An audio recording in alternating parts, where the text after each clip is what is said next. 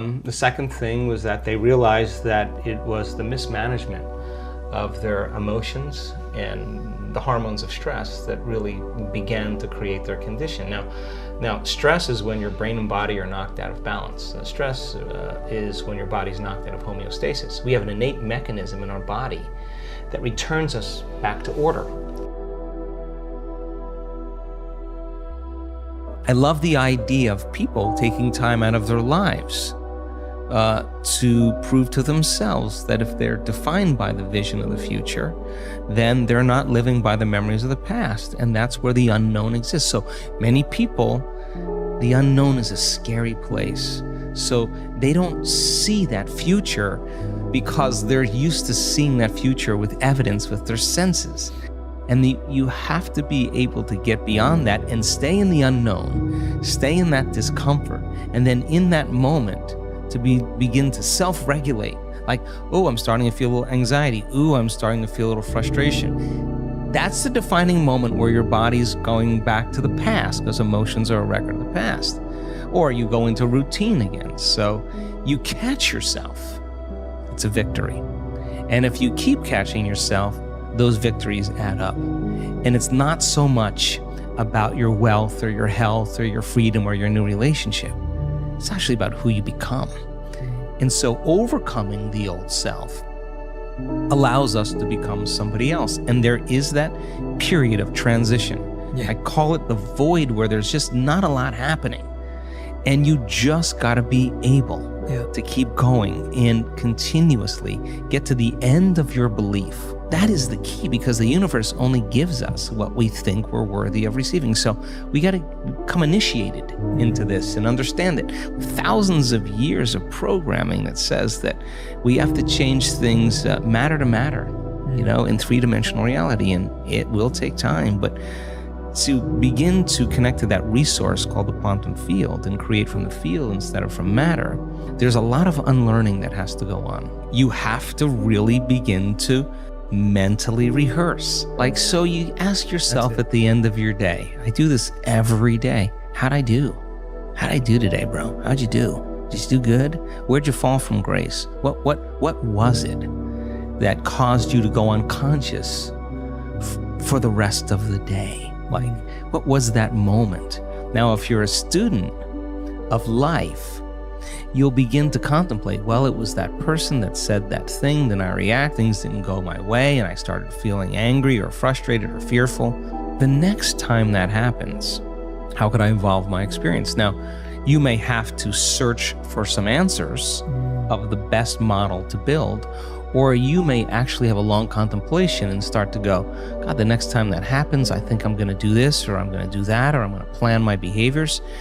And the act of closing your eyes and rehearsing what you're going to do begins to install the neurological hardware in your brain to look like you already did it. Now the brain is no longer a record of the past. Now it's a map to the future. And if you keep installing that hardware, the hardware will become a software program, which means you'll just start acting like a happy person. Why? There's no magic there. You installed the circuitry. So that's more important than the news. Right. It's more important than answering any email or any text. It's more important than talking about your past or some dinner.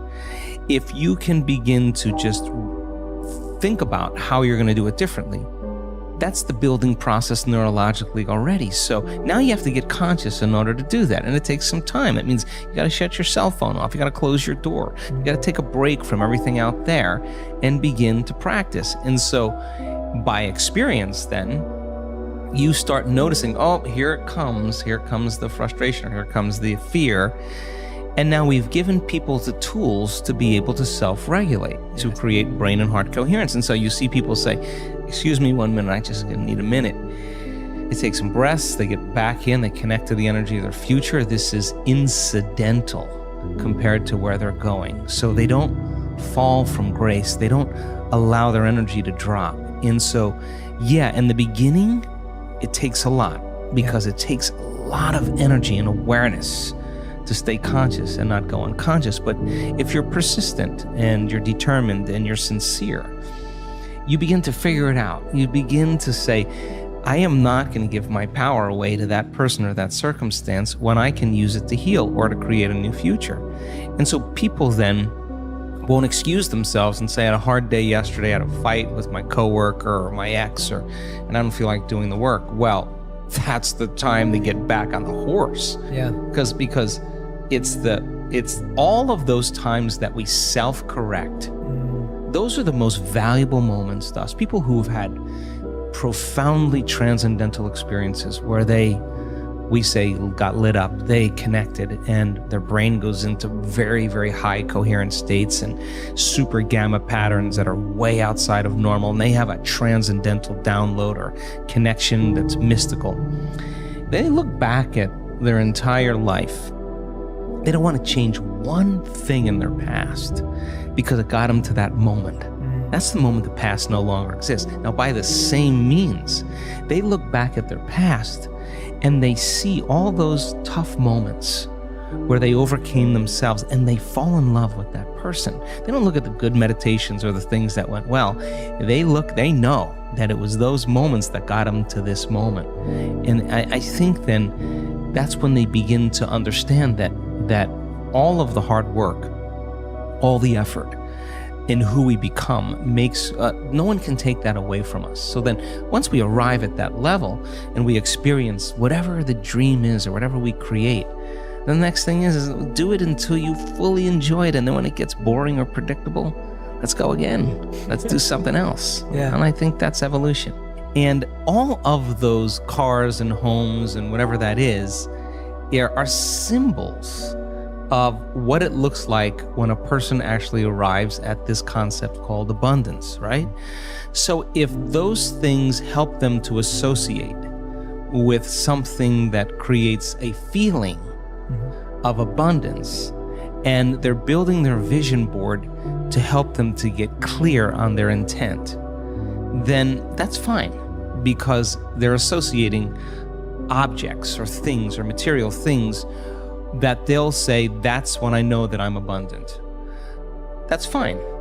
Other people will say, look, abundance just means that I have more than I need, and I'm happy with that. And for them, there's a feeling that is associated with that. And when they begin to dream about their future, they may see themselves in a scene or see themselves a certain way. I don't care what it takes for the person to get there, because once they have their abundance, and this happens quite a bit in our work, when you finally have everything you want, there's only one thing you're going to ask yourself: how am I going to contribute to the world? How am I going to make a difference? So we use different tools to help people to get to that point. But if the person's doing the vision board and they're saying, when I get my new car, I get my new house, I get my new relationship, then I'm going to feel so great. Well, then they're back to the program, waiting for it to happen for them to feel the emotion. They're believing their outer world has to change in order for them to feel better. There's no effect of drawing the experience to you with that way. So the person has to use those tools to get them into the emotional state for them to feel like it's already happened. Now think about this. If you get up from a creative process and you feel grateful, you feel a love for life, you feel a joy for existence, you feel a passion for the moment, you will not be looking for your future, because you'll feel like it's already happened. It's the moment that we start feeling those self-limiting emotions that we feel separation, and then we start looking for it again. And well, then if you're waiting, you're not creating, you're in separation again. So then whatever it takes for you to move into a state of being. And what is a state of being? Thoughts are the vocabulary of the brain. Feelings are the vocabulary of your body. How you think and how you feel creates your state of being. So then if you wake up in the morning and you come back to your senses with a clean slate and you say, I don't feel anything, and you say, well, let me start thinking about all the problems in my life. Well, all those problems are connected to different people or different objects or things at different times and places. The moment you remember your problems, a memory is a record of the past. You're thinking in the past. Every one of those problems has an emotion associated with them. So all of a sudden you start feeling unhappy, you start feeling bitter, you start feeling frustrated. So now your body's in the past. So then most people then create a state of being that's connected to their past. And if they're in the familiar past, then they are going to crave the predictable future and they're going to fall back into routine. So then we want people then to get very clear on that vision of their future, however they do it, and begin to combine that clear intention with an elevated emotion. And the stronger the emotion they feel from the vision they're creating, the more altered they feel inside of them, the more they're going to pay attention to the pictures in their mind. And now they're remembering their future. And biologically, it's exactly the same as remembering your past. In fact, if you're not being defined by a vision in the future, it means you're making your past more real than your future. You're falling in love with your past. You're more in love with your past than you are with your future. That you're believing in your past more than you're believing in your future. When you get to that moment where you have that feeling, that's your compass.